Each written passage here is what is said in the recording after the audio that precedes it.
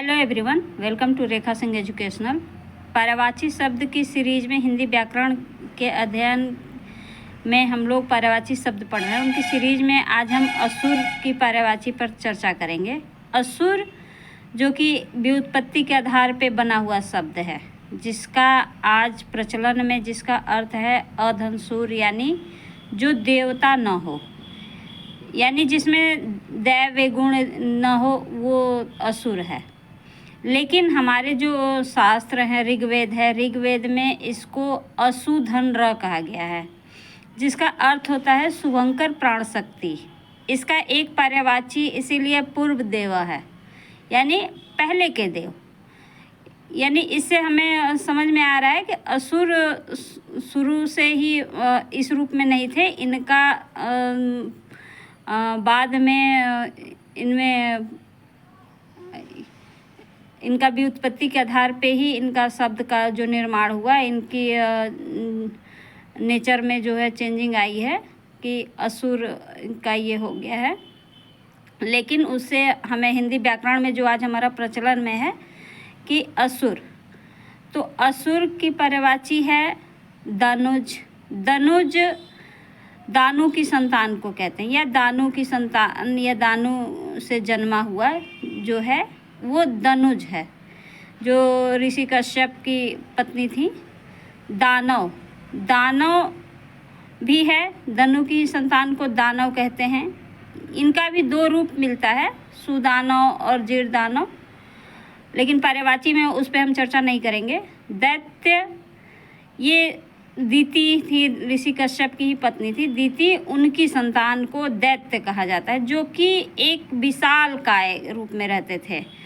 जो दनुज या दानव होते थे, वो मतलब कभी अच्छे गुण में भी रहे, जैसे राजा बलि है, असुर में ही थे, लेकिन देने की क्षमता उनके अंदर थी, दानी महादानी कहा जाता है।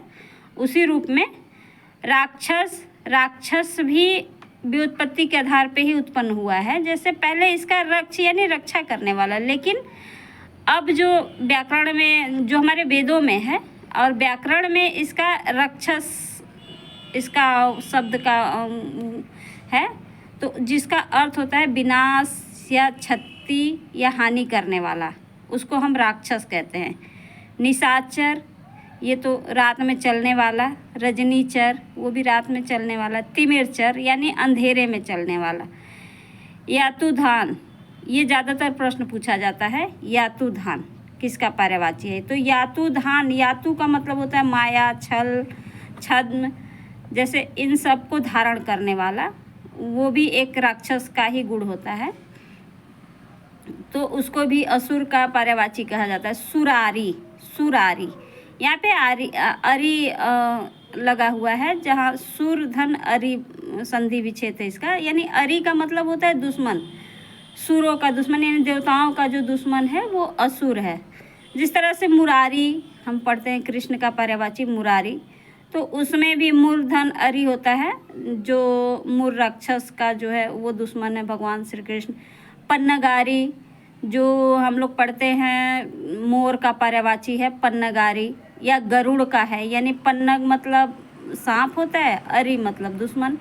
तो इस तरह से पर्यायवाची शब्द को सुन के, समझ के, और आचार्य रामचंद्र शुक्ल जो कहते हैं कि शब्दों का सही स्थिति में प्रयोग, शब्द प्रयोग का सिद्धांत जो कहता है कि हर स्थिति में शब्द का अलग अलग प्रयोग होता है। जैसे यहाँ ही दैत्य और दानव दो अलग अलग इंसान हैं, तो इस तरह से ही हम पर्यायवाची शब्द को समझते हैं। और एक बार समझ लेने के बाद पर्यायवाची हमें हमेशा के लिए दिमाग में बैठ जाता है कि पर्यायवाची शब्द को ऐसे पढ़ना है, और ये हम कभी कंफ्यूज नहीं कर पाते हैं।